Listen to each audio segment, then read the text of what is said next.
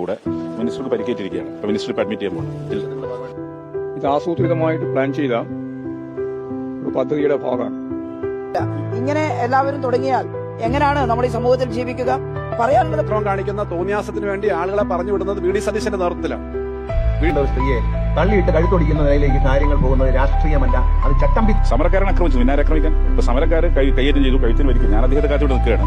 അപ്പോൾ കായികമായി കടന്നാക്രമിക്കുക, കഴുത്തിന് പരിക്കൊണ്ട്, കൈക്ക് പരിക്കൊണ്ട്, തോളലിന്റെ പരിക്കൊണ്ട് അവർ ആശുപത്രിയിൽ കയ്യും കഴുത്തും പിടിച്ചു തിരിക്കുന്ന നിലയിലേക്ക് വന്നു എന്നാണ് അവിടെ കിട്ടിയ വിവരം. പകരത്തിന് പകരം കാര്യങ്ങൾ കൈകാര്യം ചെയ്യുന്നതിന് വേണ്ടി ഞങ്ങൾ ആലോചിച്ചിട്ടില്ല. പക്ഷേ കൂട്ടുന്ന ഗുണ്ടകളെ പോലെ ആളുകൾ ചാടി വന്ന് ചെയ്യുന്ന അക്രമത്തിനായി സ്ഥിരമായ ടീമിനെ അവർ തയ്യാറാക്കി നിർത്തിയിരിക്കുകയാണ്.